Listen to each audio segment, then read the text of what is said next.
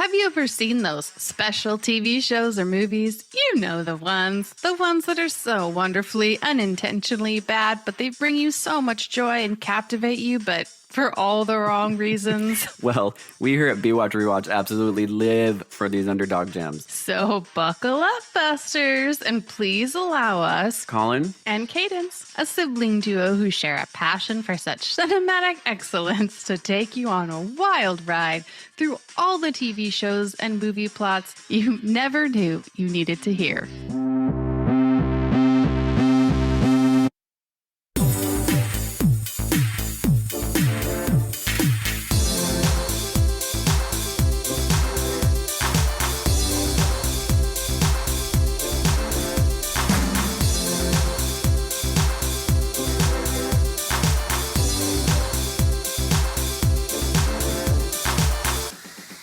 Hi, everybody. It's Colin. Hi, it's Cadence. And I am still just thinking about Sandy Powers, a.k.a. Brooke Hogan's performance from last week's episode. I still am thinking about how much I learned about sharks. I don't know about you, but I'm always thinking about Brooke Hogan at any given moment. If you ask me, I'm like, it's Brooke. Brooke Hogan's peak 2003 look. Oh, it was so good. Her braces, not braces, they're her grill and her bedazzled sunglasses. Oh, yes, Brooke, and baby, you had it going on. Oh, she's a queen. If you guys haven't listened to Sand Sharks, you really do. You're in for a really good show. That one was really funny. Today we're doing another movie that we watched around the same time because we really did go through a phase where we were together a lot and we were busting out the B movies, sci-fi B movies. We love. I mean, we've said this before, but we'd like to make lists and then bust out as many as we can in whatever given visit that we see each other. So this was definitely on the list in 2012, Snowbeast. I know, you guys, they say they were released in like 2011, 2012, but it definitely feels like they were made in maybe 1998. All right, so this movie's got all of it. It's got Creature Cam. It's got somewhat of a science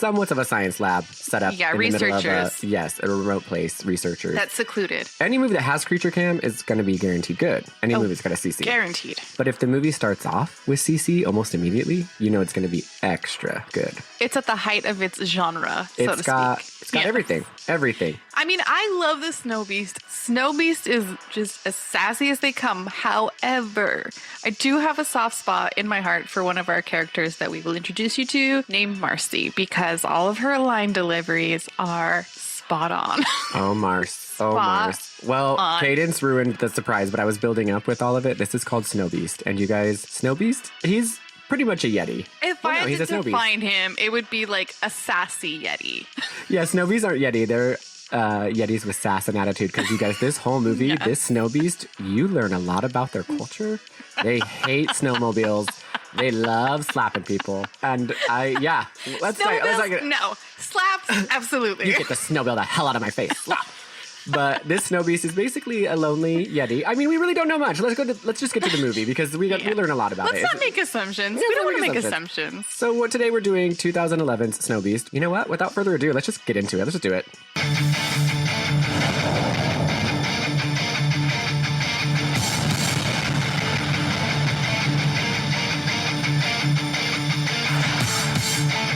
All right, so let's just this movie and this story that we're about to tell, based on true events.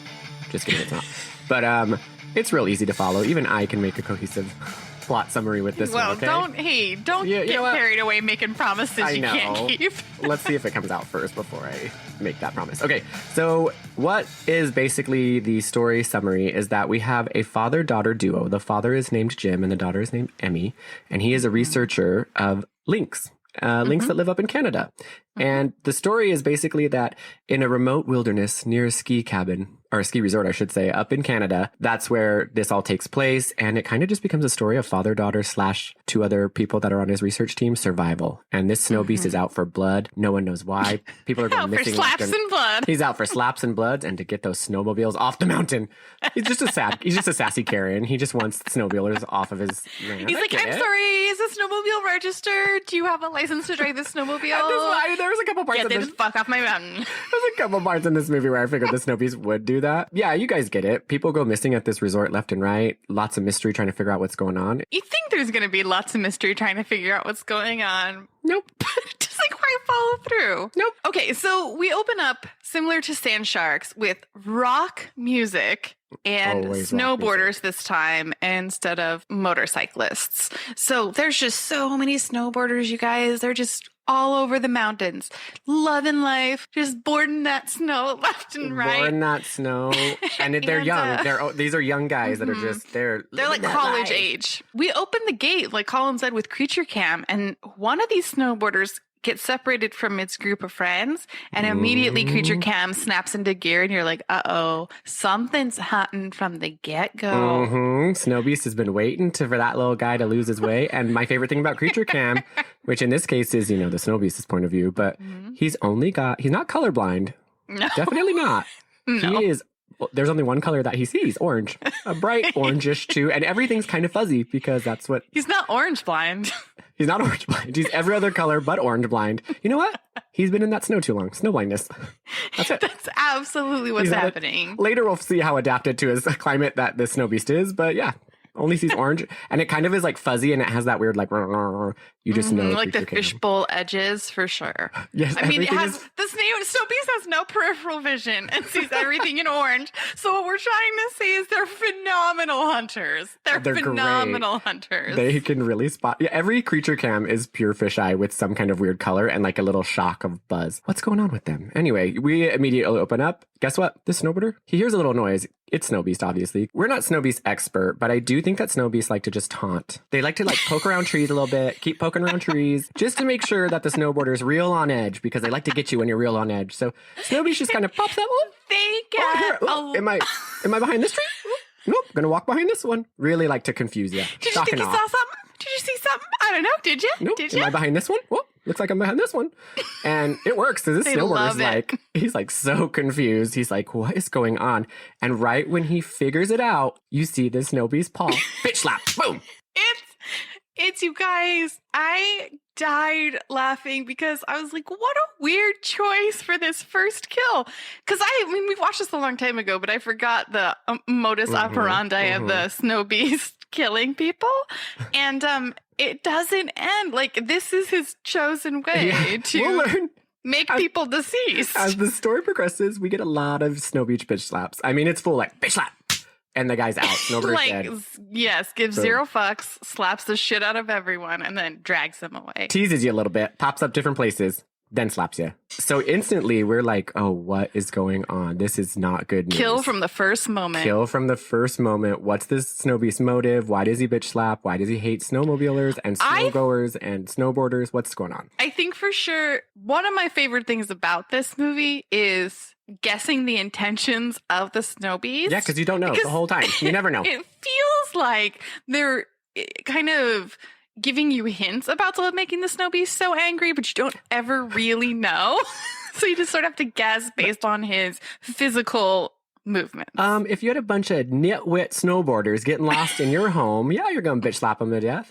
But yeah, the whole time you're That's questioning. absolutely true. And there's a lot of other questions that come up, but let's get a little more into the story before we ask those. Right. Let's get out of Canada. Let's leave that snowboarder behind. Yeah, we don't know exactly where this is. All we know is that it's very sunny. There is no snow, and there's lots of tract housing. So, hey, maybe it's where I live. No, because it's You green. don't There were know. definitely some green trees, Oh, not that's desert true. taupe. And we're introduced to our two main characters, the father-daughter duo, Jim Harwood and Emmy Harwood. And let's just tell you, this is no surprise.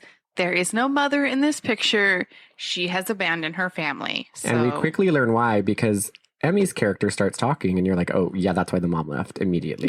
Emmy, the director was like, hey, Emmy, I would not want to be around You- Emmy either. you act like the most stereotypical worst teenage angsty daughter in the Avril Lavigne, listening to Avril Lavigne, her style, everything. Pink stripes in her hair, just like a Yes. sassy And teen queen. we learn that her dad, Jim, has to take her on his research retreat that he's going on. It's not a retreat, I guess. It's a research project. Yeah, in don't Canada. you dare. He's a university researcher. Don't call it a retreat. Right? It's not I a don't- vacation. No, especially with the Snowbeast after you. He's like, Don't forget your coat.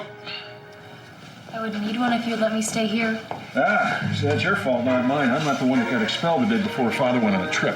Why can't I stay home? It's not like I need a babysitter. You know, I would have agreed with you if you hadn't gotten into a fight at school. this is a lot. The day before. Come on. I think plans would have changed. Regardless, she has But to go with them. also, why did she get expelled? Oh, Because she pushed a girl. She got in a fight. Emmy's like physically violent with other children. And her favorite thing to say is blah, blah. Her dad's like, I'm researching links, blah. Blah. And she just always is saying blah, rolling her eyes, literally put a couple whatevers in there. Like, she's just that girl. I'm getting a little flashback to Face Off, John Travolta's daughter. Oh, you know what? Yes. Little wild very one. much. A little hard to very contain. much. She got a little Snowbeast Now, what in her. we could use in here is a little face-off John Travolta really laying down the law, smoking around the house, giving her self-defense lessons so that if she has to fight another girl at school, really she can just stab her. I feel like that was a missed opportunity. And you know what? I feel like John Travolta would have done it. If he would have been offered Snowbeast, he 100% would have participated. Oh, yeah. There was a point when both Nicolas Cage and John Travolta would have been in Snowbeast had the offer been made. Make a sequel, Snowbeast 2 with John Travolta. I have one sickness, and the only cure is more Snowbeast. More Snowbeast. So instantly we learn that she is basically forced to come on this trip, and she is putting up the biggest fight. Like, oh, blah, why can't I stay with my friend Jessica? And he's like, no, you have to come with me. You already got in trouble. If I left you with Jessica, you'd fucking beat her up. I can't leave you with Jessica. Who knows? I don't want to get a call from Jessica's mom while I'm in Canada that you've killed her. Either that or you killed her accidentally by making her do all the cool kid stuff, like smoking a pack of cigarettes and doing a speedball. Is that the cool kid stuff? Smoking a pack of cigarettes and a speedball. Yeah, she's like, come on, Jessica, let's do heroin and cocaine at the same time after we smoke this. I think that's what a speedball is. I don't know. Oh my God, I that'd be so sick. You're like, I only know cocaine deets. I don't know the heroin. I'm like, I could be saying the wrong word. I don't know a lot about that drug scene, but I bet Emmy does, so let's ask her. She definitely does. Anybody who has colored in their hair knows all about the drugs. It's a given. Whoever says blah and just doesn't care about anything their dad does and pushes a girl at school and gets expelled the day before their dad goes on a Canadian research trip. Girl, are you high for real? Blah. So anyway, she's real pissed because she doesn't want to go with her dad, but she does not have a choice. You know what? This is a life lesson to you. Don't fight at school and you won't have to go to cabins in the snow. She can't help it. She's a fighter. This is just who I am, Dad. Deal with that. All right. So we meet them and now we're going to flash back to Canada. So we are... Oh. Sorry. We are just jinxing all over the place today. We're back in Canada. That's all. That's all I'm trying to say. And we meet... That's it. Another character, which I really had high hopes for. Both of these characters are actually, without giving too much away, I was like, okay, here's the hero of the movie. We meet our like mountain ranger. He's wearing a huge rimmed hat, so you know he's some kind of mountain man. And you guys, guess who it is? It's Jason London, brother to Jeremy London. Who's that? You don't know the London brothers? No, I do not. And I do not act so surprised. I don't think a lot of people know the London brothers. No, one is in the Man in the Moon with Reese Witherspoon, the really sad movie that was like her first movie. And then Jeremy London was in Seventh Heaven on the WB. Like it was a whole, they were like famous. Well, he made the right career choices to stay famous by being in this movie. I don't think he was as famous by the time this happened, but I was very surprised to see him. Bless his heart for trying. So we meet him. His character's name is Barry. Like I said, you know he's like a mountain ranger / police officer sheriff, but all we know is his rimmed hat is so big that he's the bigger the rim, the more important you are, okay? That's all I know. And he's on a bulletin board that's just in the middle of the forest. And he's bulleting a missing You're skier just walking sign. through the depths of the forest in Canada and you come across a bulletin board. He's been there. It's Barry's Officer personal. Barry's been there. It's Officer Barry's personal cork board. It's just literally in the middle of the forest, and he's putting up a sign that says "missing skier." I'm like, who's going to see this, Barry? It's in the middle of the forest. No one's going to see this. Snowbeast is going to see it. He's secretly leaving just keeping Snowbeast up to date. What's going on? Because there's like all kinds of little. Snowbeast is being sassy, and every time Barry puts up a thing, he comes by and he takes it down. Slaps it He's down. like, oh, how did these keep coming down off my corkboard? Oh, Snowbeast is. I just really, it's just a corkboard in the middle of nowhere. But you know that he's posting this missing skier and our snowboarder, I should say. And this is the snowboarder that we talked about at the very beginning, who got bitch slapped at the very beginning by Snowbeast. Right. And then we meet his partner, Gibbons. And Gibbons is that character in every sci-fi B movie. What would you say? It's just that character, comic book guy from The Simpsons. He's just like degaffing, poor hygiene, kind of is the one that's like cynical. And he's like, Dennis Nedry from Jurassic Park. yes, exactly. That's what I was thinking when I saw it. And he, of course, is like, more kids getting lost, huh? Lots of kids getting lost these days, huh? But he also says, don't sweat it. Kids come out here all the time for spring break and go missing, which, I should very much be sweating it. something we should sweat. Do you see the rim of this hat? You see how big it is? I'm important and people look up to me, and I definitely need to sweat if kids are constantly going missing for spring break, all right? Yeah, the fact that this guy is an officer of the law and is like, it's not a big deal that kids are constantly going missing on this mountain is a problem. And then he's like, they come out here for spring break, they go missing all the time. And you know where they probably are? Starting a new life somewhere. They came out here. Trying to get away from girlfriends, trying to get away from debts. They're just running away to start a new life. All those spring breakers that have to get away from debt. Yeah. I'm like, maybe they went. Here's my theory. First, they went to Jimmy Green's. I know. I was going to say the adults. Spring break. The adults in these movies have no concept of what kids do. Kids do not run away on spring break to start a new life, to get away from debt. So they go to Sandman Festival. They learn self-reliance and independence. Then they go for the rest of spring break up to Canada to run away and start a new life. And I mean, I'm thinking to myself, if I were to do that, like definitely losing myself in the depths of the Canadian ice mountains would be the easiest way to navigate myself out of this life. Like you just make it through thousands of miles of wilderness, find the nearest took airport. those damn self-reliance classes from Sandman Festival. Remember? He wanted to make kids self-reliant. They learned how to be self-reliant. Then they go missing in the woods. I'm sure self-reliance at the Sandman Festivals also, it translates well into self-reliance in the winter snow mountains. Yeah, very similar. I mean, like, similar climate. skill set. I feel like this is supposed to be comedic relief.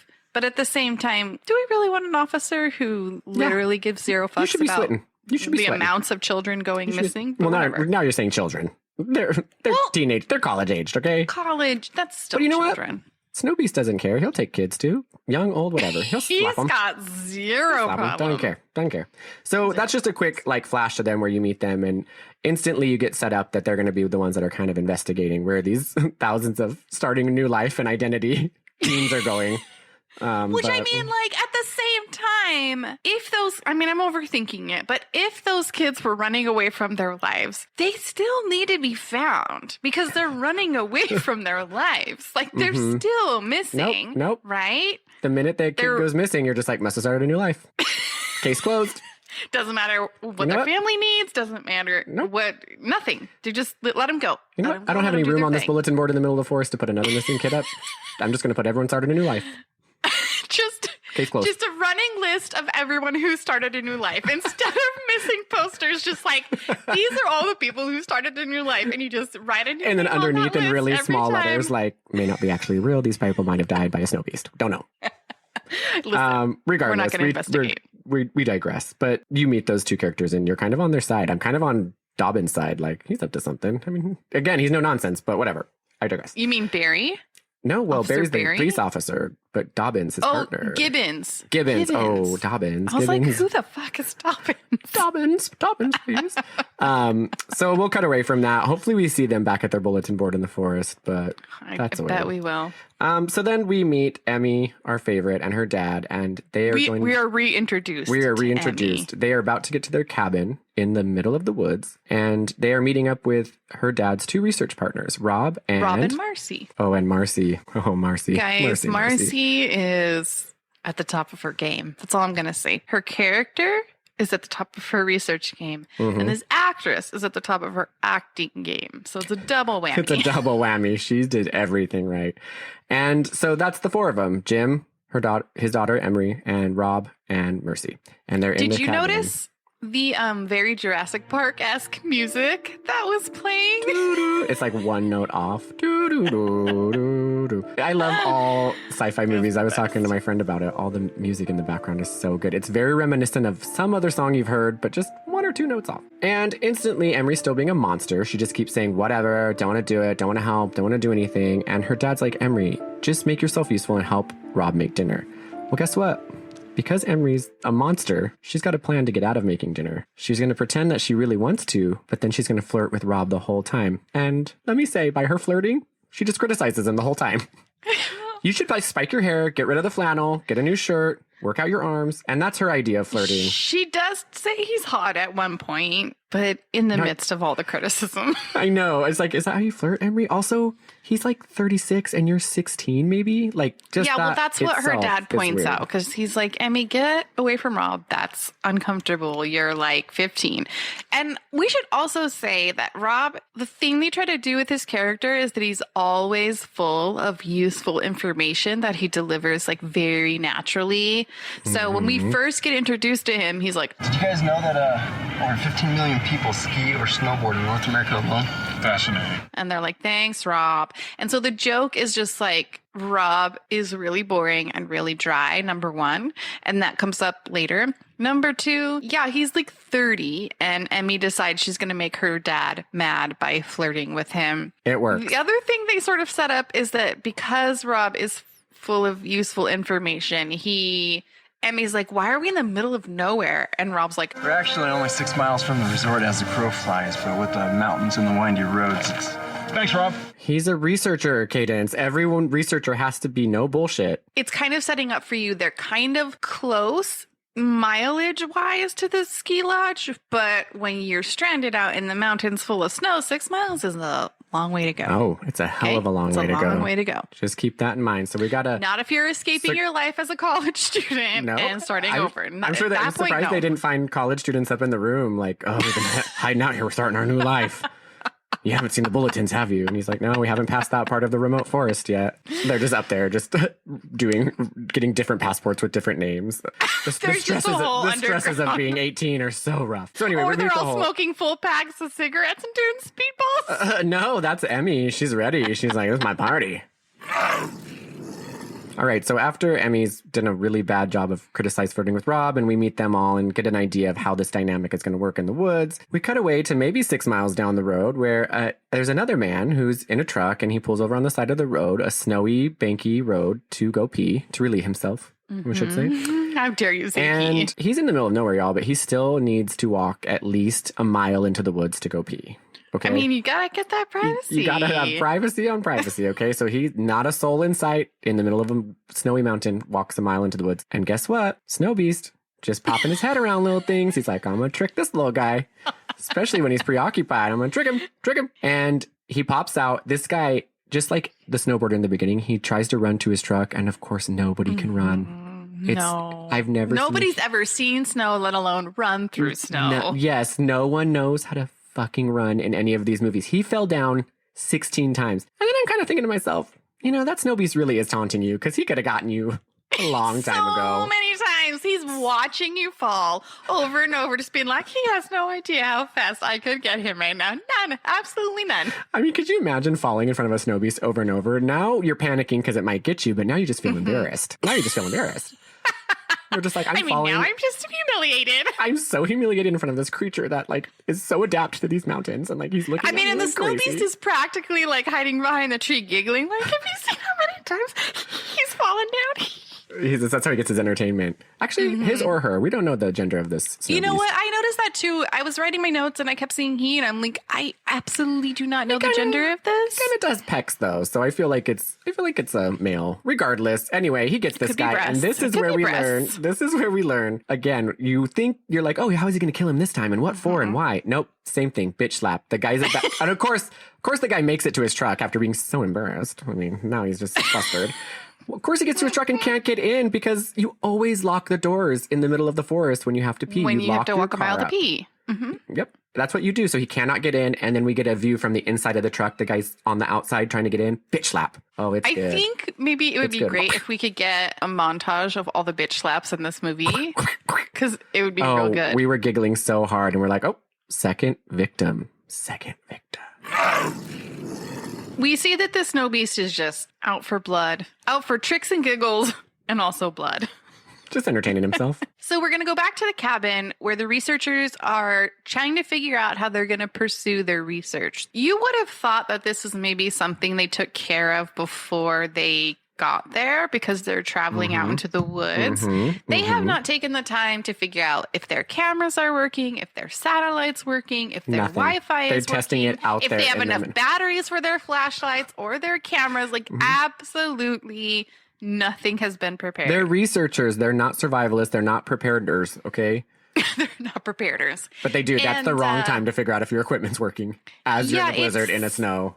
As you're in a blizzard in a snow. That's In what a you snow said. blizzard cabin. The funny thing is, too, I don't know if you noticed this about the dad, Jim, but he just sort of bosses everybody around. He never actually does anything. And so he bosses Emmy around to make dinner. He bosses Rob around to get the equipment. Marcy's trying to get the satellite, and he's like, just keep working on it. Just keep working on it. They're trying to figure out how they're going to go about their research the next day.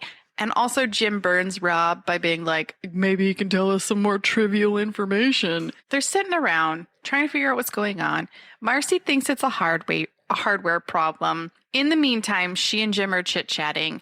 And they have a heart-to-heart. And this is where you realize that there is a little bit of a romance brewing between Marcy and Jim. They have done this research cabin thing a few times before. Don't dip your pen in company ink, Jim. This has not ever evolved into romance, but there's an undercurrent of romance. But my favorite part is that he tells Marcy he's really struggling with Emmy, that she's just so mean all the time. He doesn't know what happened. And he's like, every time she's around, I can hear music coming out of whatever those ear things are that he's she classic wears. Dad. I love it. And They're I'm like, called earphones, okay, Jim. Dad, you're Come on, a nerdy Jim. researcher, but you know what earphones You literally are. know what earphones are. And as Marcy, I'd be like, yeah, Emmy's a monster. I totally see it. Like, she's Yeah, I awful. absolutely get it. Yeah, let's everyone run can away see in it. the mountains and start a Let's new stay life. here. Yeah, so that's basically everyone's getting. There's a little bit of character development, but not much. But you do see a little romantic connection, and so And she's very much like, it's time to move on. I know your wife left you a long time ago, but because of your awful daughter.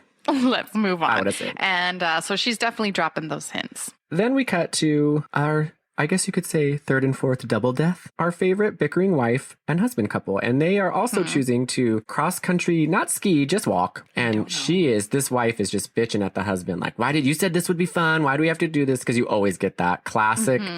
Before someone dies, they have to be mean. You can't be nice. And You can't just die in peace, Right? having like said all the kind things you wanted to say to the people that you love. I think they should do that in movies where instead of it's like either like, you know, that slutty trope or like those kind of things, it's like it actually is a really loving, tender scene and then the Snowbeast comes out. Right. But so then you die in again- peace knowing that you were right with the world.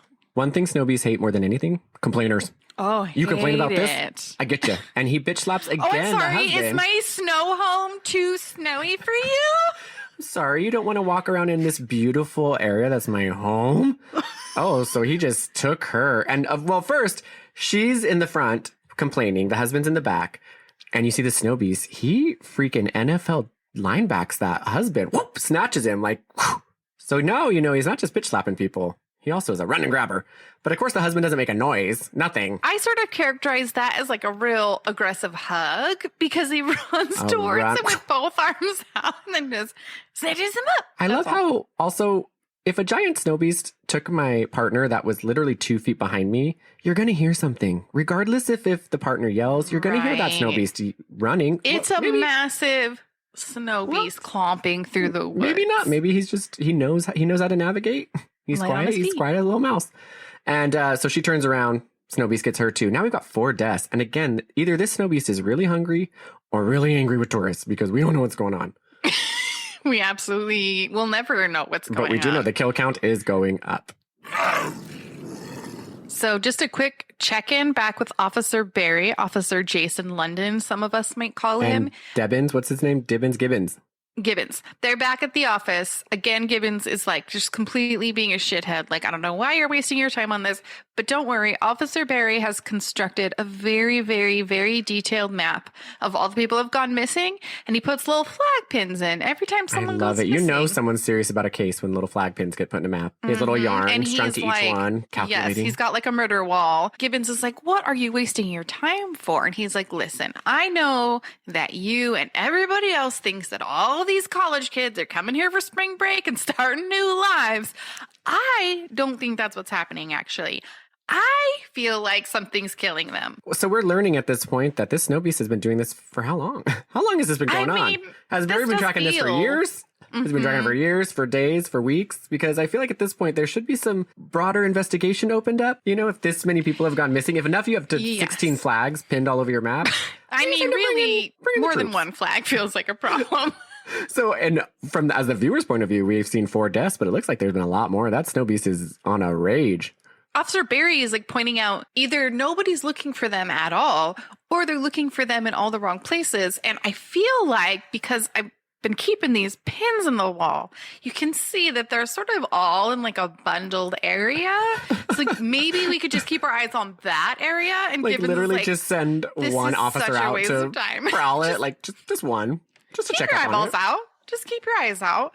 And so anyway, Officer Gibbons is just like, I can't believe you're doing this. This is such a waste of time. I know you want to be a detective, but this is stupid. And I'm like, okay, Gibbons. I'm completely on Barry's it would side. not hurt I'm you. like, let me get in there. Let me find these flags. Like, let me figure this out. I'm on his team. And I want even him to though figure they're out in the answer. Canada, for some reason, Officer Barry has a very Southern accent. Yeah, no Just one has wanna a Canadian also accent. add No one that. says Surrey. No one says a bolt. So we're going to leave Barry and Gibbons with their fighting and their pins, okay? And we're going to go back to the research team. And Or maybe you could say we're going to put a pin in it. we're going to put a pin in that, a little pin flag on a map. But we're going back to our research team, and they are now pretty much toying with their cameras. They've gone out into the wilderness. They're going back to the dens that they have found and tracked in years previous. And guys, No links. there's no links there. There's no dens there. There's none of the water sources that they had were there previously. And they've left Emmy at home, by the way, because listen, she has no research experience. So just leave her behind. She's a sassy teen. Of course she wants to be home alone. Duh. Of course. They're going through their cameras that they've set up, and of course Jim is bossing everyone around, and he's like, make sure it's motion sensor. And Rob's like, listen, I did everything right. Something's just not happening. I think we're missing some chords. So I can't again, control nature, Jim. I can't control when the links come out and show me everything's done. I'm a freaking boring researcher. I can't the control way you nature. said it was, I can't control when the links come out and show me everything. It just made me Can't think control of that, little Jim. You stripper can't get links. mad at me. Little stripper links. They're like, dun, dun, dun. See what happens when the lights go off, big boys. Can't even do it. Can't even do it. So this is, of course, like the third time something has gone wrong with their equipment, because of course they didn't prepare for this at all. Never mind, they've been coming out here for like 5 years consecutively. Well, maybe that's why they so didn't have to prepare, because they've done it so many times. They know. They've been out there They so many just times. thought that they had it all figured out. They got lackadaisical about their prep work.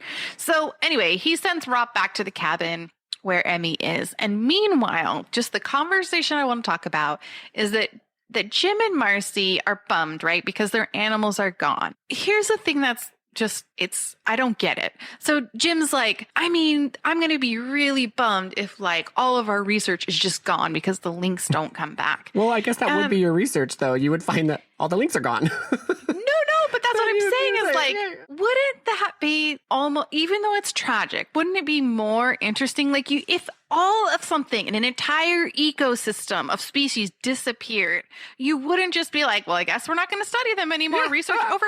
You'd be like, where the fuck did the links go? Put that on National Geographic. Make people aware Can of we this. figure it out? Make people It feels like a problem. Right? I feel like that would be something you would be like sounding the alarms. It'd almost be better for your career because you'd actually be able to potentially save a species, but he just wants the easy way out. He just wants to see him showing them all the thumbs on the camera. I feel like if something that fundamentally, like in the ecosystem fundamentally changed that bad, like you would be like, perfect, we are studying this very species and we can probably problem solve it. We can use all But of our they past don't. research to make some conclusions as to why The last all of 5 years of our research. I would love if Marcy was just like, you know what, Snowbeast.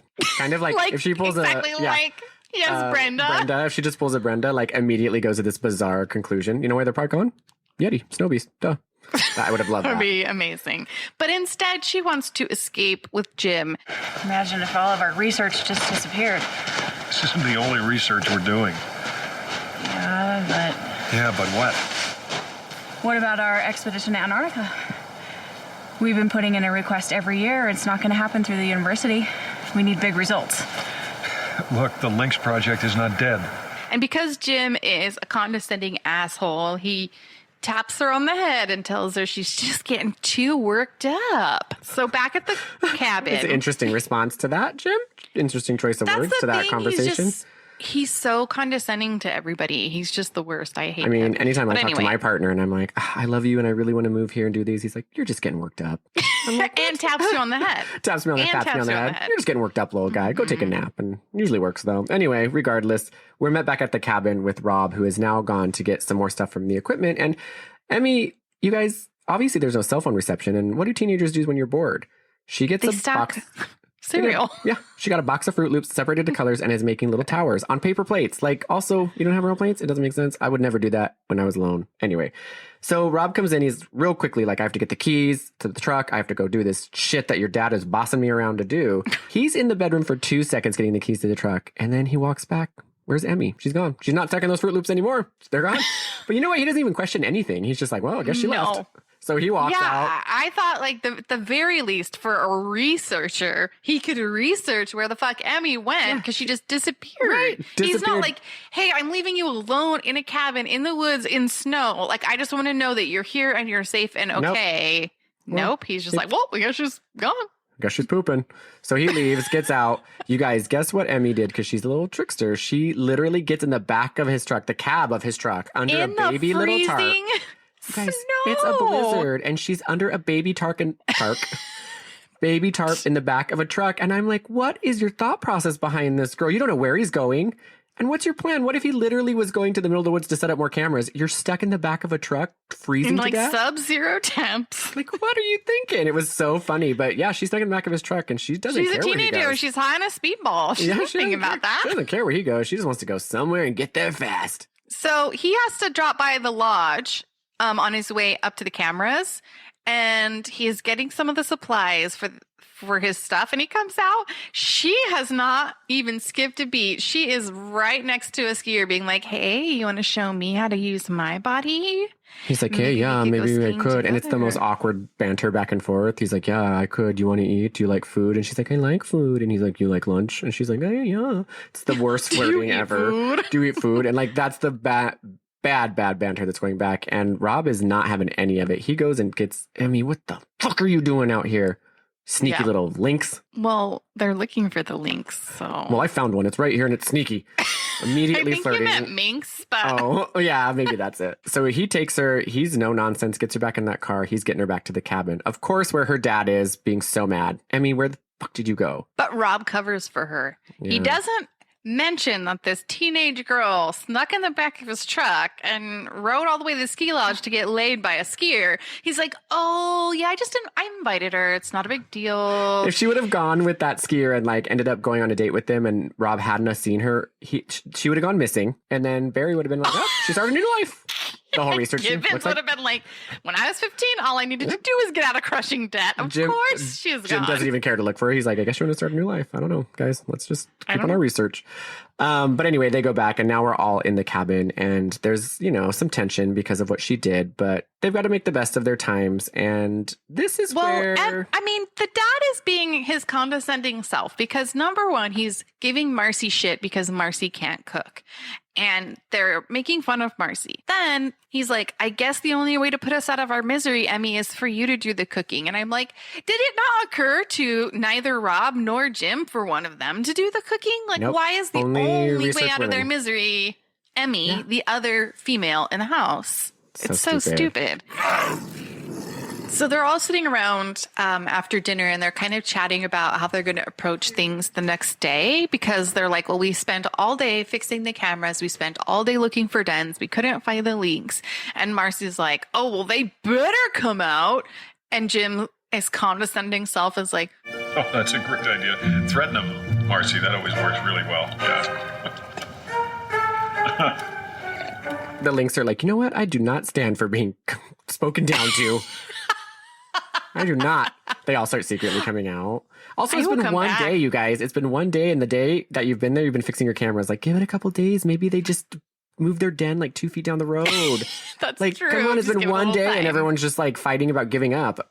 But no, research. Like some people, those National Geographic guys, they stay like camouflaged in a little tent to get like footage of a bird for months. Come on. Yes, literally, exactly. In one day, you guys are all just a little too antsy. They're Russian. Marcy should have tapped him on the head and been like, "You're just getting worked up." That would have been the perfect response. Right. You're just getting too worked up, Jim. Calm down, Jim. So the next day, they go out to check their cameras. They're all frustrated. They can't see them damn lynx anywhere. But Emmy, she's kind of warming up, so she goes out with them, and she's like, I guess I can, instead of hiding in the back of a truck trying to get some poon, some ski poon, I'm just going to go with you, right? Some ski poon. I guess I can go with you to fiddle with your cameras. And this is where they start seeing... Is that a euphemism? Fiddle with Ronald's cameras. camera. And guess what? This is where they have their first kind of like something could be going on because they see footprints and they are bipedal, far apart, and they don't look like any other footprints anyone's ever seen. Also, my personal observation about these footprints is that they are pretty petite for a snow beast. I know, tiny little snow beast feet. He's got to tiptoe around. You know, he's sneaky. He's got to sneak between those trees. He's got tiny little feet. Absolutely true. Very He's disproportionate. Very, very light on his feet. So anyway. But as researchers... And he only has 3 toes. He only has 3 toes, and they're kind of claws and kind of in different directions. But they kind of... Something's going on, and they kind of are questioning this. So a little inkling's going on. You know, maybe this has to do with why the lynx are gone. We don't know. Because they're like, maybe it's a bear. No, it's not a bear. They talk about animals for so long. Researchers, You're like, you are know, you researchers? Right, for at all? researchers, you should know the kind of wildlife that is in the Canadian mountains, and you know a bear's not walking on 2 feet. Those are 2-foot Yeah, tracks. it's a long conversation between people I would have definitely assumed had any But you know what? They only research one animal. They only research one animal once a year, and they give it 1 day. That animal needs to show Is them. that a lynx? Yeah. I don't want to know about it. We need to film it for 1 day, know everything about it, pack up, go home. That's what we do. So they have that little talk, and so their minds are starting to, you know, speed up a little bit about what's going on. So later that night, they go home, and Rob's outside getting some firewood, and he hears a terrifying, very scary noise. And he's like, ooh, wonder what that is. Guess I'm not going to tell anybody. You know what? I don't want to talk about it. I don't want to get anybody worked up. It's not like a whole entire species of lynx is missing or anything. Right? I don't want to get Marcy worked up, you know? She's so high stress. I'm not going to say anything about this horrifying noise I heard in the middle of the woods. Because it is, and up until this point, we haven't heard the snow beast make any noise. It's been a sneaky little snarls. It's important to say when they see the tracks, P.S., Rob's like, you know, it is weird that we're seeing these tracks because I also heard a terrifying noise last night when I was outside, and it was snarling, and the dad's like, I'm sorry, what? You did not tell us this when it happened, Rob? Why wouldn't you say that? And he's like, didn't want to talk about it. I had my own issues going on. You know what, Jim? I have my own things going on. I don't have to come to you every time I hear a terrifying snarl in the woods in the middle of the night, okay? Come on. Yeah, that's pretty much what happened. So anyway, the next night, the tables have turned, and like Colin said, now the dad's getting firewood. He hears a snarl, and again, same thing. Not a Does word. not tell a soul. They just don't want to talk. They just wait. What? They just ignorance is bliss at this point. They just want to have their fire, eat some home cooked meal from Marcy or Emmy that apparently really sucks, and just get some sleep and study them lynx that aren't there. That's all they want to do. They're going to leave first thing in the morning. They're like, well, the lynx weren't here, so we're going to hell out of Dodge. But guess what? No, that's not what's going to happen. In the middle of the night, as they're all sleeping, Snowbeast, we get creature cam. They found their cabin in them, and it is out for blood. And when I say blood, I mean oil from a snowmobile. Because if I know one thing about if I know one thing about Snowbeast, they hate snowmobiles. Because the only thing that happens is the Snowbeast comes up to the cabin and just tears apart the snowmobile and then leaves. There's a lot of creature cam of it just kind of like slowly walking around being like, what's this? What's this? What's this? Yeah, he's just scoping out the cabin, and he's like, you know what? I'm sick of scoping. It's time to beat some shit up. And he's just, and there's actually 2 snowmobiles, I would like to say. He only gets one. He only gets one. He only has time for one. I mean, this is one of those times where I said you kind of have to guess the intention of Snowbeast. Yeah, at this point, I'm like, what? What is going on, buddy? I guess Snowbeast knows it's their mode of transportation. And so he's like, oh, this looks definitely like if I get rid of it, they won't be able to go anywhere. I'm only going to get rid of one. Leave another just to tease them a snowmobile. little. And just to tease them a little bit. Right. Snowbeast loves to tease. And he just walks around kind of kicking things. Like he'll just kick the wall. Like, just the side of the wall. And you're like, at this point as the viewer, you really are wondering what Snowbeast's intentions are. But my favorite thing is they all hear him viciously attacking that snowmobile. They all wake up separately. They go down and Jim's like, I don't see anything, but the snowmobile's messed up. Let's not go check it out. Let's just get some sleep. Yeah, I was going to say the same they all gather around the window, look outside, hear complete destruction, and he's like, you know what? It's late. Let's just sleep this off. We'll take care of it in the Jim, morning. not the way to handle this. Call the police something. Hey, something's tearing apart our snowmobile. We got an angry snowmobile. It's anti-snowmobile at this point. And sure enough, the next morning when they go out, they see it all torn apart and they're like, what could have possibly done this? And again, what would their motives have been? Exactly. Curious about this. Exactly. Don't get rid of both snowmobiles. Or don't the go truck. after the truck. Don't slice the tires of the Just truck. one. Don't break in the house and kill us because you're a giant beast that has strength. You know what? Just Oh, attack but put that a pin in snowmobile. that one. You show them who's boss, buddy. You get that snowmobile. You get it. So at this point, they're like, okay, well, the tracks are, we don't recognize the tracks. At this point, again, they verify that it's bipedal and that it's walking upright and that it is not a bear. It's a very dainty three-toed species of some Just kind tiptoeing that around. hates snowmobiles. And so Jim tells Marcy she needs to go to the ranger station to let them know that there's trouble because whatever is happening is not normal. She runs down there and she delivers it in a nonplussed, like she's just like, yeah, we're having some issues. Our snowmobile's been destroyed. And of course, Barry's like, where are you staying? And she tells them, and he puts a little pin in his map. Shit. Oh, shit. Ominously. He's just so excited to put the pin. He's like shaking just so bad because he gets to put another flag pin in the map. But turns out that their cabin is in the epicenter of where all these kids starting their new life is. So now his wheels are turning. The snowmobile, the Snowbeast is the one making all the fake passports. He's got a company in his little snow lair. He's just like grunting all the time and telling him to not smile. Giving them all new names, but they're all kind of like Yeti related names. You're going to be Rebecca Snowflake. And now you're going to be Bob Snowshoe. And they're like, okay, Snowbeast, get a little bit more original names. He has a whole They're gonna business. be Tree Well, that's Mountain Ship. Tree, Snow, Pine. And that's why he killed the snowmobile. These guys are coming and ruining his business, dude. That's true. But again, that's true. Just one snowmobile. You still have one left and a truck. So I think Well, he you is just never teasing know. him at this point. He's like, you know what? I'll give you a spare snowmobile. It's fine. If you need to get out one by one, you can do it. But I'm just gonna let you know. I could take this other one out if I wanted. And I'm choosing not to do it. Right? I'm going to destroy this thing and walk away politely. So obviously Barry is thrilled. He's just like, my suspicions are coming. And Gibbons too is like, well, maybe Barry is onto something. You know, he's been putting those flag pins in this map for quite some time. Maybe those kids aren't all just starting new lives. So they decide to go out shortly after this and investigate that area. Probably to put another sign up on the billboard that's in the middle of the forest. Oh, definitely. Suspicious activity. A snowmobile was torn apart and there's been footprints. But guess what? They don't get to do that. He doesn't get to put up that bulletin because I hate to say it, guys, but I don't know. I can't say it. You tell him. You tell him. I can't say it. We thought Officer Barry was going to be our hero and solve this problem. I was so on board. I was so excited. The only problem he solves is his own life. The only problem he solves. Ended. Only problem he solves is being alive. Because guess what? As soon as he's about to put up his theory on his little pin, on his little corkboard in the middle of the forest, Snowbeast again bitch slaps him so hard. So hard. Oh man. Oh, it's sad. And instantly you're like, no. Oh, Barry I'm sorry. Did cannot you want to go. hang up that poster? Oh, I'm so sorry. Were you hanging up a missing poster? You know what? Officer Barry. Sorry, Barry, you can't do it. This is my turf.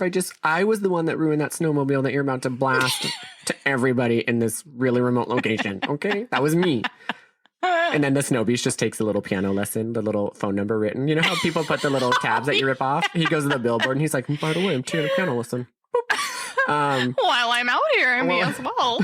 You know what? I might as well actually look at this billboard. There could be some really good stuff on here. Useful information. Oh, someone needs a roommate. I could definitely use a roommate in the snow lair. It's getting lonely in there. I keep bitch slapping people and dragging them in, but it's just not the same. And again, they're not conscious. at this point as a viewer, you're like, is this Snowbeast eating people? Does he just like bitch slapping people? Is he misunderstood? Are these people actually dead? Because it does feel like a little boop. Like maybe that wouldn't kill someone, but I guess it does. You're still asking yourself those questions. But meanwhile, Gibbons is in the car because he's like, hell no, I don't want to go put up another freaking bulletin. Okay, you go do your thing. You do your corkboard. So he's getting frustrated and he's like, Barry, where are you? Gets out of the truck. Same thing. Snatched right up. Snowbeast I snatches bet him on you the in second. those last moments, he is like, you know what? I was absolutely wrong. There is no one starting a new life. They've all been killed by the Snowbeast. You know what? I feel like a real silly Billy right now because Barry was Yeah. right. there's a Snowbeast walking around killing all these kids. But again, he falls too, sees it, gets startled, cannot walk or move, just full fumble McGee for 40 seconds, feeling like a nitwit in front of the Snowbeast. And he gets taken up too. And instantly we're like, oh shit, this movie's taking some turns because two of them, what we thought were main characters. Because you think that they were going to be the heroes. I thought they were. I was all on board for them. Don't bring Jason London in here and just kill him off. With a bitch slap with a little paw. It's like a reminiscent of Baywatch when she got chased by the bear and it was just a taxidermy, not even a taxidermy, a fake bear claw on the end of a stick. That's what you see slap him. It's real sad, guys. Moment of silence for Barry and Gibbons. Gibbons. I keep saying, I want to say Dobbins, but I keep saying Gibbons every time. Regardless, every time. moment it's of okay. silence. All right, guys, this is when things speed up. Now we know that the Snowbeast is not snowing down. Get it? Not snowing down. He's going full speed. Down. And we're like, oh, so this is where shit starts to get real. What's going to happen? Survival situation. So, we meet. Oh, who are we meeting? I was saying back at the cabin. We meet our research team. And of course, there's a problem with the cameras again. You guys, the cameras are down again. God, I'm pretty sure someone just call an electrician. Have researched anything a day in their lives. Just go to the ski lodge and ask for an electrician, just to come out help you one time. Borrow them, or the electrician that solved the internet problem on the island. Sand shark. He was just doing his job, got bit by a sand shark. Someone needs to get an electrician out there quick. Of course, Rob and Jim are going to figure out what's wrong with these damn cameras, and Emmy's at home. And turns out that the cameras aren't down. We could have a situation. It doesn't explain this, but I would like to think that the Snowbeast was he's a little trickster like those sharks. And he disconnects the cord and then he's like, just kidding, they are working. And Emmy's just doing what teenage girls do, sitting and watching these monitors, probably making Fruit Loop stacks. And then we see on the monitor, little Tiptoe. Who's in there? Who's on the monitor? There's a little sneaky Snowbeast. You guys, it's the best. And he tiptoes across the screen. But the guy who's wearing the suit, because obviously it's a man in a suit, again, has never walked in snow. So he's like falling down and like, he's obviously wearing a heavy suit and like can't really stand up. And you're like, this Snowbeast has no prowess in this habitat. Oh, he looks real natural. Wow. Here's my question. Is he consciously aware of the cameras? Because he's like running and hiding behind trees. If he doesn't know about the cameras, then he's just doing it for fun, alone in the woods, just hiding behind every tree he comes across. I don't think he knows about the cameras because that Tiptoe, that like weird, awkward, not very good on your feet, he wouldn't. Snowbeast needs to be on his best behavior. You know he wouldn't be doing that in front of the cameras. Because he's real trudging through the snow. He's real like, fucking snow, stomping. And so I definitely don't think he knows. He's trying very hard to be delicate, but oh man, he's clomping around. It's great. He's just clomping, and it's just like, man, you think for a Snowbeast who lives in Snowbeast land that he would be like a quick like fox. A fairy, like a little forest elf, just going around. Fluttering around? Nope. He's trudging just like the rest of us. And I hate this fucking snow. Emmy's like, all right, holy shit. Must have been what took apart our snowmobile, but left us one on our truck. And so she calls her dad they have like that's the one thing that does work is like a radio walkie-talkie. They bought enough batteries for that. And she's like, hey, I don't want you to panic, but there's like a Snowbeast right behind you. Could be all the crack and heroin I'm doing and the 12 pack of cigarettes. I'm 12 cigs in, but there's a Snowbeast on these cameras and he is real close to your area. Could be the speedball talking, but I'm pretty sure you're being tracked by a Snowbeast. I'm high as a damn kite right now, but I'm definitely seeing something track you guys. Not doing a very good job. He's kind of trudging behind you. You should hear him falling, but there's a Snowbeast behind you. Meanwhile, yeah, it's like they're out in the woods. It's pure silence. You think you hear it like... Because he doesn't realize there's people around. The Snowbeast doesn't realize he has to be on his A game. Fucking snow, I hate it out here. And then he's like, oh shit, people, gotta be tiptoe quiet. At that moment though, almost at the same moment that she says that, Rob falls into a Snowbeast lair. It's his ice house. It's real cute, you guys. It's like a little carved ice house in the middle of the woods. And you're like, the Snowbeast is just trying to live. Snow couch. Little snow couch, little snow TV. And you're like, this ice Snowbeast is just trying to live his best life, you know? He really is. And they find the snowboarder from earlier, his body. So he's keeping his... Only his bones. No, it's his face. They find his whole body. He's on ice because I made a note of it specifically because it's like he's knocking people out and then just saving them for later. Yeah, well, you gotta conserve your foods. So now we think he's eating them. maybe? Yeah, you're not quite clear. Listen, I don't pretend to know the Snowbeast motivation. I think we've made that. Snowbeast just needs a absolutely friend. clear He's by just this Jeffrey town. Dahmering it up. He just knocks him out and then keeps him on ice. Maybe he thinks that he's like, this is how you make friends. I'm just trying to shake everyone's hand. And then they end up getting knocked out. Because there are I don't know. definitely, aside from the snowboarder's body, there are a bunch of bones. Several piles of bones with blood around it. Right. And we do see bones later. So he's consuming something with bones. There's no doubt about that. Or he's just putting them over Absolutely ice no and they're doubt. just decomposing naturally and he's sad. We still don't know. And he's like, what's happening? Why is all their skin disappearing? At that moment, they turn around. They see the snow beast. They narrowly escape the snow beast house. I don't know. I mean, literally, the snow beast is standing in the only way out of the ice house. Yeah, you keep in mind that Rob fell from the ceiling and then the snow beast comes to his front door and he's like, what the fuck are you guys doing in my snow house? How are they going to get out? And then Snow Beast is like, good thing I built that back entrance. Good thing I have that back door to the patio. So there is a chase that happens that's like way more dependent on the music than the actual running to make it sound suspenseful, because the actual chase is so slow and awkward, so lumbering on everyone's It is behalf. No one full- wants to be running through the it's snow, full but that Troll 2. music is at 100%. It's full Troll 2 goblins. The Snow Beast, and again, at this point, we're really questioning the intelligence of the Snow Beast. How smart is it? And you would think that he would be totally equipped to be in this environment. You guys, he's trudging through the snow worse than they are. He can't keep up with them. We made a comment earlier that everyone just kept falling. That's how he was able to get them. The Snow Beast is not fast at all. Very true. So slow with his little baby tiny toes and his little feet.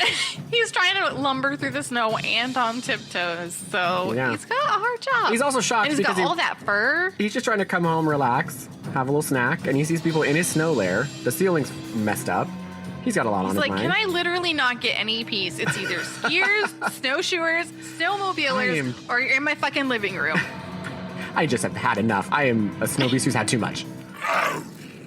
So after the world's most lumbersome, long chase, real long chase, But with really exciting music. really exciting music, and again, you know what? They got away on a snowmobile. The snow beast is like, "Fuck! I really should have torn up that second one."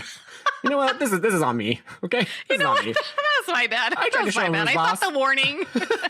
They got the warning. They didn't take it. Whatever. It's on me. I get it. I'm going to give up, you know? I accept responsibility You know, on my end of things. I'm a snow beast, but 100%. even I can't keep up with snowmobile. I hate them. That's why I want to break them down, except for that one. That's absolutely true. Can't ever catch them. That's why they all gotta go. He's just trying to always jump out, catch us, then they just swerve, and he's like, Just damn it, falls another one. every time. Another one got away. Jesus. So Rob and Jim get home with Emmy, who they're all panicking. You know, she saw it on the screen. They're all freaking out. They just were in his house, which was a total unexpected Marcy's the only surprise. one who hasn't laid eyeballs on the snow and she's beast. probably like, man, this is all too confusing for me. But they're like, we got to get the hell out of Dodge. And the best part is, Rob is like, we should probably let someone know that maybe Barry was onto something and kids aren't just starting new lives. They're getting eaten by the snow beast. There's an ice house full of bodies. Yeah, Maybe we should just say we found an ice house full of bones. Just give him something. And Jim's like, nope, no leave way. him a note even. Just leave him a little note as we Right? leave Yeah, town. exactly. You don't even have to say Post anything. it on the bulletin board. Exactly. Or just leave it in the cabin. Just write a note like, hey, just so you know, there's a snow beast true. lair. This is where it is. Get the authorities A rough involved. map. Rough map. Nope. Jim's like, no, we are not wasting our time with this. We are going to get out of here immediately as soon as we get a good night's rest. Yeah. But first, we're all going to sleep, okay? You know what? He might have some sort of issue because he's also the one when it's the middle of the night and the snow beast is destroying the snowmobile. He's like, you know what? It's late. Let's just sleep this one I'm out. starting to think We'll deal Jim with and the it snow beast tomorrow." are in cahoots. That's what I'm getting a little suspicious of Jim. Because he really is. And he knows that the snow beast knows where they live. He tore up their snowmobile. That snow beast could break down that That's door. absolutely true. Like they've already been found, and the snow beast will return to finish snowmobile number 2. He'll be He's like, going to be even more fool me once. destruction. fool me once. There's going to be a lot of destruction with that snowmobile. So Marcy is just like, what the hell is going on? I haven't seen this. I don't believe you. I don't want to leave. This is my research. I have to stay. I have to. And of course, Jim is condescending and he's like, Marcy, do you know what triggers fear? It's fight or flight. And this is our natural instinct telling us to get out of here after we sleep. After we get a good night's sleep and have a little bit of a snack, okay? Okay. And leave our snowmobile completely exposed outside and our truck. Right. Don't put it in the garage. Please, absolutely don't. And you Leave would it think he'd be like, exposed. look at the cameras. Look, there's a snow beast tiptoeing around. Couldn't do it. I don't know. True. Because Right? now their cameras are working. Yeah, they were. And he could have been like, look, Marcy, there's a Snowbeast that's clearly tiptoeing across the screen. Regardless, we Yeah. don't know. It's Yeah. panic, fight or flight. Marcy, however, the next day sneaks out. And guess what, Yeah, guys? because she's going to solve this mystery by herself. Damn it. She's now not- become no Carmen fight or flight Sandiego. for Marcy. She knows she's no bullshit. So she's going out to solve this mystery, I guess. And she brings along her camera and only a camera by herself. Mm-hmm. And she's just taking pictures of a log. She's like, look at this log. I'm going to take a picture of it because I'm a detective now. You guys, Snowbeast, as she's taking pictures, Snowbeast just pops up from behind the log. Guess what? He's just munching. He's just got a little thing, and it looks like what I would call a turkey leg. Just munching on. Just looks at her and just munching down. Doesn't say it. No snarls, no noise, nothing. Nothing. He's just sort of like, hey, what's up, Mars? Why are you taking a picture of that lump? Did you think I was going to show up? Bet you didn't. She is just like, Oh, I'm sorry. Did you not expect me to come out from behind this snow pile? What? So Snowbeast can't enjoy a lunch break? So we always have to be terrorizing, huh? And this, I guess, is where you get that Snowbeasts do eat their victim because it looks like he's eating a turkey leg and he's just cool as a cucumber. Does not even. So cool. The coolest he could be. Just like, hey, Mars, what are you doing? Gonna solve a mystery? Just chewing, not even looking her in the eyes, just like looking off like he's got better things to do. Hey, how are you gonna solve a mystery? That actually Hey, just Mars, gave me... heard someone destroyed your snowmobile. Wonder who that was. Hey, Mars, guess what? Your snowmobile, rumor has it, it's destroyed. But don't know who did that. But you wish you had 2 snowmobiles, then you just have one, Mars. Hey, Mars, sounds like someone went and told Barry something about their snowmobile being ruined, huh? Where's Barry now, huh? What you gonna do with that camera, Mars? Gonna take a picture of me? Hey, What you maybe gonna do? ask where Barry is. You'll be surprised, I think. And then guess what? After he says ask where Barry is, you see that the turkey leg he's eating is actually a hand. The next scene, it's a hand. Possibly Barry's. Oh, that's what he did. He built Possibly it up. Gibbons. Go ask where Barry is. Oh, looks like I found him. He's picking his teeth with his Oh, I'm fingernail. so sorry. Oh, looks like I found him. Is this him? He pulls up his badge. Guess now we're not the only one enjoying my lunch break, huh? And Marcy's in full shock, you guys. Of course she falls backwards. Of course. I mean, she's in as full of a shock as Marcy can be because she's got a limited range of emotions. But she's still a detective to the very end, and she's snapping those photos. But again, She's like, I'm about to die, but I'm gonna take every picture I can before it happens. Snowbeast grabs the hand he's munching on. Bitch slaps her. Boom. She's dead. Marcy's dead. Gone. I mean, okay, let me just make a note about this because, again, we have a very slow lumbering chase between Marcy and the Snowbeast. However, they are never in the same shot. No. Ever. No. So I think they're running in opposite directions because it's like you never Well- see them actually within the vicinity of each other. And I'm like, is Snowbeast just afraid of you as you are of him? Like, You did he know see Marcy get Snowbeast- startled and run the opposite Cadence, direction? you know Snowbeast likes to play little mind games. You know he does. He that's probably was in the opposite true. direction. Tiptoeing behind trees, popping up behind logs, gets Marcy last minute. And my favorite thing is he Right. bitch slaps Marcy. She's dead. And then we're met back at the cabin where they've had their good night sleep. They're still not panicking to leave. They're still slowly I mean, packing. I feel like you blew right over the fact that Marcy has passed. Oh, I said she died. She is no longer with us, you guys. She's That no means longer there's with no us. future for her and Jim. She's not going to be Emmy's stepmom. She is dead. And to confirm she's dead, because you're like, maybe he just knocked her out. Maybe he wants to put her over ice, have her as a Right. friend. No. Right. On the screens back at home, which they have not packed up because they are leisurely panicking to get out of there. Yeah. The Snowbeast is lumbering through the snow, dragging Marcy's dead body behind him. He's already is harder lumbering than I so thought it was much. gonna And be.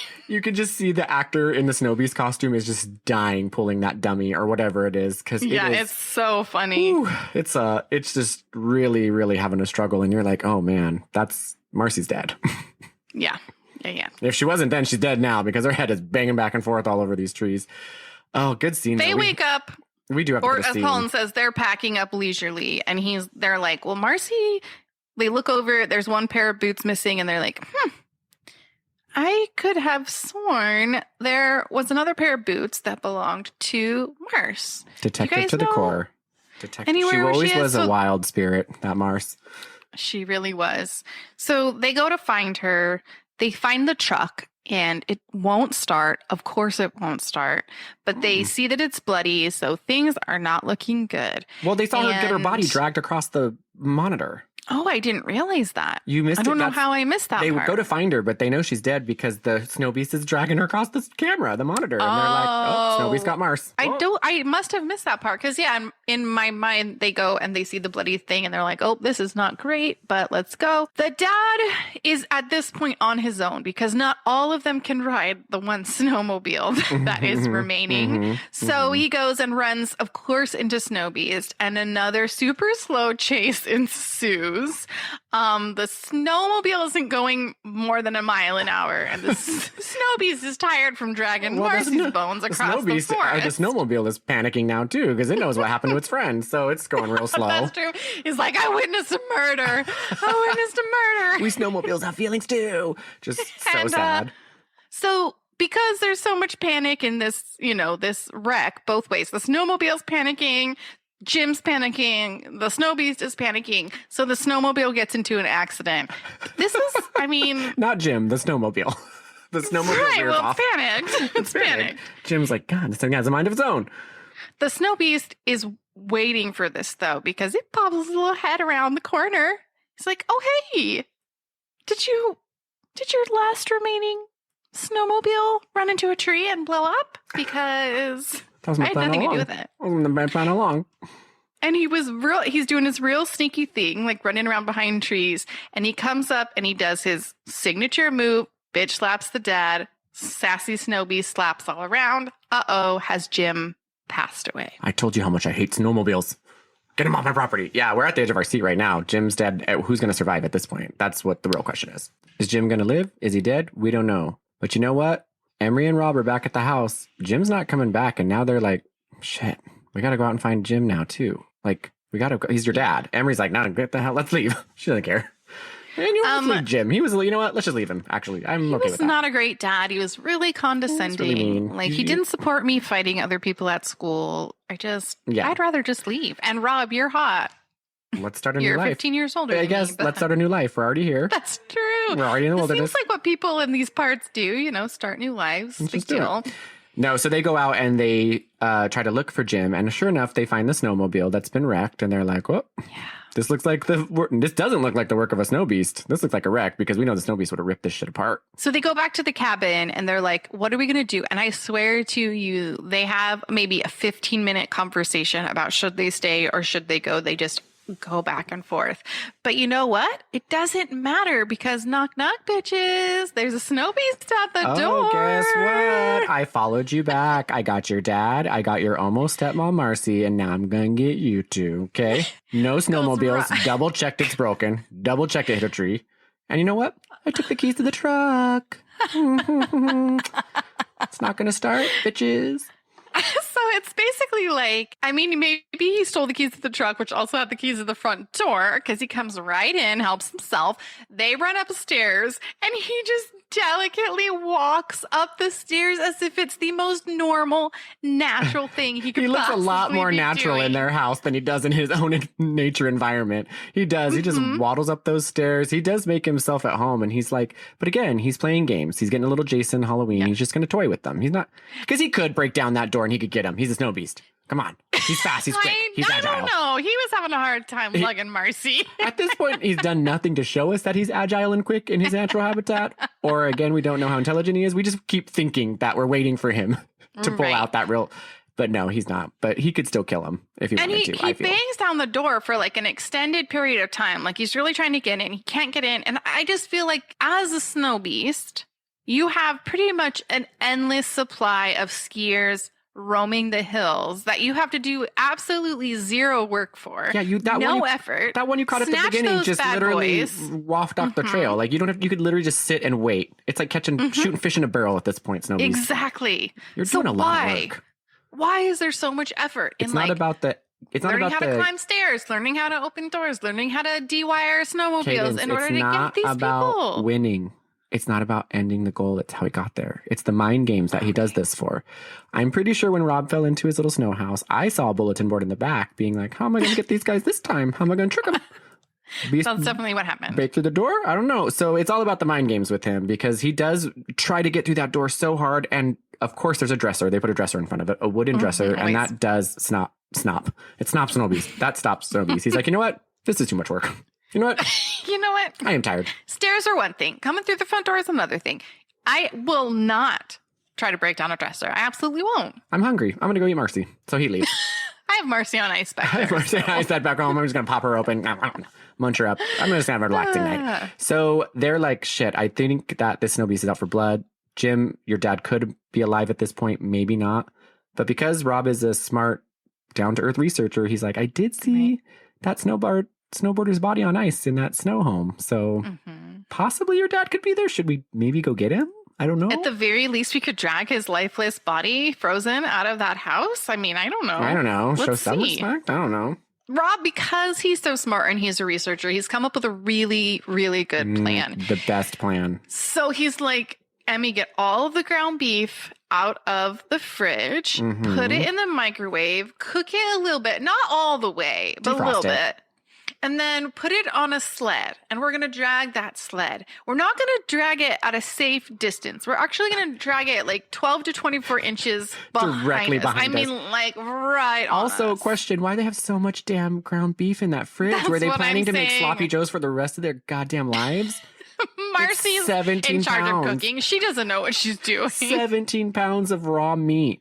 And you know what? Why defrost it? It's the Snowbeast. He's used to his meat being cold. Just like, don't even... He actually prefers it cold. You put it over ice. Rob, you saw the snowboard. He Yeah. freezes everything for Doesn't make any sense. You're a researcher. You should know that. Yeah, so they decide to drag this sled of meat behind them, and they have the trank gun as well. So the idea...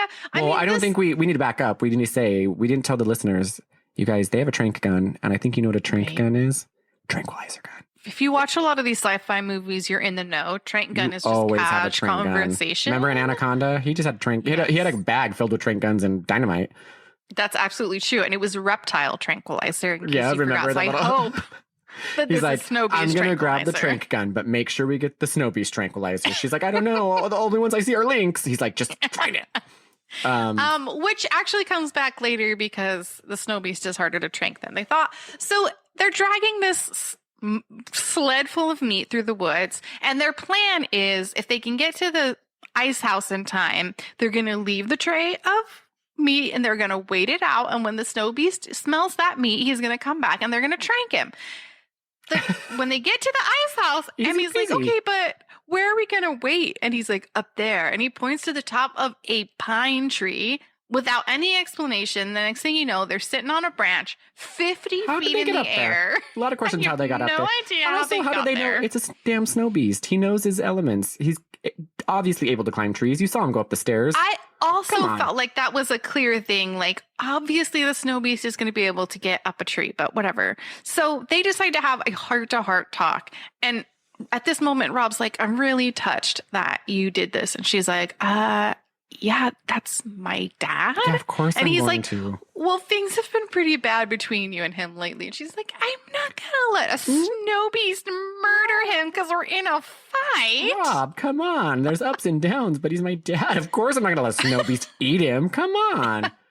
So they're right. I mean, absolutely. When I say in the middle of this conversation, I mean the middle of this conversation, all of a sudden they hear the snarl, interrupts the heart to heart, and they hear the Snowbeast. And the Snowbeast is like, look at this tray of food that's just been delivered to my door. Someone knows Snowbeast very well. They know he lived 80 pounds of raw ground beef. Who did this? Who did this? Is this my birthday? Yeah, good, because you don't know if the Snowbeast is so dumb, because you would think like at this point he'd be like insulted that this plan Right. would work, but he's also kind of Right. excited to get all that meat. So He's like, kind of at in his this own point, I conundrum. don't care. It's like free meal to me. Right? He's like, this is below me. Okay, I like to hunt for my food. This isn't below me. All right, I like to hunt for Listen, my I like food. to hunt, but I'm not going to turn away a sled full of meat. I'm not too proud. Not too proud to admit it. Love myself a free sled full of meat. So he's bending down to check out the goods, and Oh, this looks like 5% lean. They get this from Whole Foods? Rob shoots him with the trank, and he just literally bats that trank thing right out of his leg. Like, what the fuck is this bullshit? I knew there was something behind this sled full of meat. I knew there was some caveat. I knew this meat wasn't just going to show up at my front door with no strings attached. Arthur, that's the Snowbeast name. Arthur, you did it again, Buster. You are Fool me smarter once. than this, bud. You know never to trust a sled full of meat. You disassembled a snowmobile, pal, and you think a sled of meat's just gonna show up at the ice house? No strings attached? Come on, bud. I'm pretty sure there's only a couple people who know where my ice house is, and it might be the guy who fell through the roof the other day. So And it's Rob and Jim. this is on me. So eventually he gets a few more shots in, and Emmy's like, well, how many trank darts is it going to take? He's like, I don't know. These are link trank darts. We've gone over this. We're Have you just seen a taking link, our Emmy? chances. A link is like a small cat, dude. Okay? This thing is huge. It's going to take a lot of link tranks, okay? Come on. And Rob, he literally goes, well, this guy's definitely bigger than I thought. And so Couldn't tell on He's the like, monitor. I've thought this one through. The dainty footprints really threw me because they seemed a lot tinier than this guy. So they finally shoot him with enough trank darts that he does go down for a quick amount of time. And she's like, how much time do we have to get my dad? And he's like, again, Emmy, I do not know. We are fighting a snow beast. I'm never winging it, girl. encountered I this am problem winging this, before. girl. I don't even know how we got up into this tree, girl. Let's just go. Go. So they run down into the snow house and they find Dad. So at this point, all three of them are in there. Rob's in there, Emmy's in there, Dad's in there, but unconscious. And Because that bitch slap, Jim's the only one that can survive that bitch slap. The Snowbeast just kind of Right. tapped him. Boop. right, and they find, so like at this point, the Snowbeast is like going into the house. He's coming out of his sleep because the trank darts for the links didn't last very long. He Surprisingly. didn't even get a handful of meat. He's full mid-meat. He's like, oh, this is embarrassing. Face down, ass up with a little bit of meat in his mouth. He's like, oh, man, they got me at a real bad time. He's I look like an idiot. What was her name? Who was Annette. left on the sidewalk in Annette. Mike Cops Annette? He full got a netted. He's like, oh, man, I feel like a big dope. They're like, we brought you back to life, and I appreciate that. guys. Because, of course, when he was tranked, they couldn't, like, grab a rock or just use the gun to, like, smash his head like in. don't Of finish course, it out. Don't do it. No, Just, absolutely just not. go on with your plan. Make it a race against time, and you have no idea what the timeline is. That's how they roll. So the Snowbeast is like getting up and sort of lumbering. He's like in turns graceful and clumsy. It's just absolutely perfectly executed. They see Marcy's dead body. They're like, okay, bummer. So Marcy's a no-go, but there's Dad. So they run over and praise Jesus, he is alive. He's unconscious. Thank God. He's starting to be hypothermic. Yeah, but he's laying on ice, alive. dude. He's laying on ice. And at that moment, the Snowbeast comes in and is like, oh, okay, well, that sled of meat's making perfect sense now. You guys are in my It's all house. coming full circle. Damn, people. And starting to see what's happening here. So they get Jim out. They give him they have some like warm patches in the first aid kit. Smelling So they're salts, I guess. trying to bring him back to life. So Rob gets into, you guys, they get into a full punching fight. Him and Snowbeast get into a full fist fight with each other. A giant Snowbeast and a tiny man are punching each other. Yep. A wild animal. We don't know if it's a punching. wild animal. We don't know anything That's about true. this. Arthur could be very very cultured. successful. He could be one of the top Snowbeasts in the nation. We would have no way of knowing. No way of knowing. Obviously, he's smart So enough to build a anyway- really beautiful house, this ice I house. mean, that's true. He did execute a construction project flawlessly. So I'm sorry. But then Arthur. again, he did fall for the sleigh of meat. He fell for that old trick. So again, we don't know his he's on intelligence the levels. spectrum of We just don't like, know. you don't know. Is he the smartest creature in the world maybe or not is so he the much. dumbest creature in the world? I don't know. So anyway, the point is that they punch each other until eventually, the We say Snowbeast is punch. going to slap Rob We say silly punch, until but he yeah. dies. Oh, he slaps Right? Rob hard. And there's 3 little baby slashes on Rob's cheek from where the Snowbeast's little fingernails got him. Whoop, gotcha. And that is enough to kill Rob because Rob dies trying to He save Jim. sacrifices He himself. slapped Yep. Rob to death. He's got another meal coming. And Emmy takes this opportunity to, like, all of a sudden her dad wakes up and is able to run and move just fine. And they escape, dude. Emmy and her dad. They Well, run for what feels like ever. Yes, I and shouldn't then say you escape. guys, It's a narrow escape. the Snowbeasts lumbering through the forest causes an avalanche, people. An avalanche. And guess how Jim and Emmy escape the avalanche? The tables have turned because now they're hiding behind a tree Mm-hmm. And that's how they get saved from the avalanche. That Not lumbering the snow Snowbeast. beast was like, that's my tree, dude. I was about to hide under that. I was just about to go there. Well, we should clarify that the snow beast is lumbering for a real long time again, and they're slowly watching him terribly lumber long towards time. them. Emmy and Jim are literally just watching him. He's literally lumbering. When like, I we say can't they're explain. chasing for what feels like forever, It is. It is what feels like forever. Think about this. They are stationary, Jim and Emmy, and they have enough time to pull out these guns, flare guns in the first aid kit, which somehow, I don't think flare guns are in first aid kits. I don't think it's like a common thing, you know?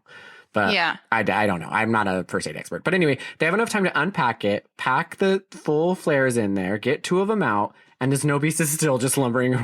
Come on, guys, this Yes. is funny. And so they shoot. I mean, at the maybe he's mountain. still He's a little- wearing off you know what? the trank. He's got the trank on him. He's on the trank. I get it.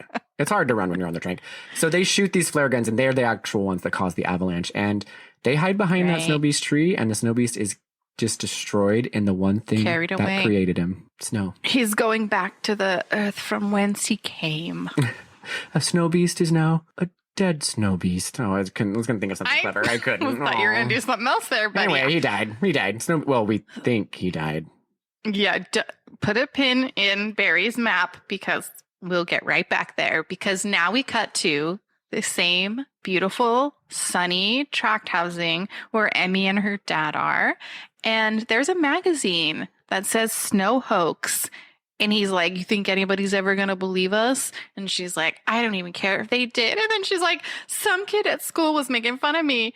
And she's like, he drew his own picture of a snow beast. And she shows him. And then she's like, don't worry, I punched him. And he's like, oh, Emmy. Also, the And picture she shows her "Don't dad worry." of the guy Snow Beast is a a drawing of a 5-year-old 3-year-old. drew Yes, it. it's a snick figure. It's a stick figure of a snowman with It's fangs. freaking Why? the princess Yes. from Christmas Prince. People need to learn that if you cast a 15-year-old, they're not going to draw like a child. And I love how there's a cover on the magazine, what looks like Time magazine, where it says Snow Beast Hoax or whatever. It's like a picture of like a really blurry snow beast. Like, who got that picture? Where'd that come from? Yeah. Nobody knew about Yeah. the snow beast except for the people that died. Oh, maybe that was like what Marcy left. Her last Oh, dying picture that was a really blurry rude. snow beast They just grabbed her picture. camera and took her film, and they're going to get famous from her. But the So- movie's not over yet. You think Snow Beast Yeah, is dead? because she shows Emmy's him- punching people and there's snow hoaxing all over the place. They don't care. They live through it. They're just happy to be alive. And then they say, I wonder if they'll ever find his body. Very similar to Sand Sharks. We cut to a couple lost as hell in those damn mountains. Kids just trying to start a new life. And they see something, and it leaves you with that question.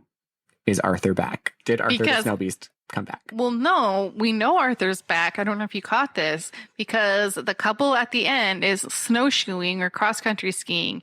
And all of a sudden, one snow beast arm pops out of the avalanche pile and takes hell. the skier underneath. So he's very much alive. Very much alive. And he was waiting in the snow for that moment for that person to walk over him so he could pull him down there. Uh-huh. Seems Yep, like absolutely. a lot of you feel like your first thing would be to dig yourself out, but you're also very hungry, so you do Listen, want to lie in You've wait been for- tranked. You've been tranked, You're tricked hungry. with a sled full of meat. Your home's been destroyed. You're hungry. You don't have time, so you're gonna wait for someone to walk over you. Do a little. You're Venus just going to flytrap. wait it out. Suck For him sure. down. Sand shark. Pluck him down. I'm dying for Snow Beast too. I really don't know hope how it there's one. hasn't been made yet. I mean, this movie was really good. And that's the end, you guys. We're done with Snow Beast. Yeah, that's the end. So this movie is really wonderful. It was huge following. You probably saw there was years and years it was out, tons of marketing about it. We loved it when we saw it, but it's got a really unfair rating on Rotten Tomatoes. I think people are really misjudged it. It's got a 13%, which is ridiculous. And I'm just going through some of the reviews and I see one here. Listen to this idiot. The snow beast looked fake. Yeah, freaking right. And he says, I've come across many snow beasts in my years living in Canada, and none had looked as fake as this snow beast. A real snow beast will not walk like a man. It will hunch over and walk like a chimp or an ape. A real snow beast will not groan before making an attack. I think he meant to say growl. Grown, he's like, oh, another one. Oh, God. A real snow beast has a mouth that moves, whereas the snow beast in this movie doesn't move its mouth at all. Excuse me? There's a scene where the snow beast screams and its teeth are sharp as hell, and you see that it's got a throat. Also, Did we forget that the Snowbeast was devouring Barry's hand? So Yeah. it was very much mouth open at that point. Yeah. You can't just eat a hand with your mouth shut. Whoever wrote that review, if you're trying to tell me that this was some guy in a suit, get real. Get real, Bust. Wake up, Buster. Wake up, Buster. Oh my gosh, Colin, that reminds me of my favorite thing that's happened in the last month. Okay, so I don't Snowbeast? care about football.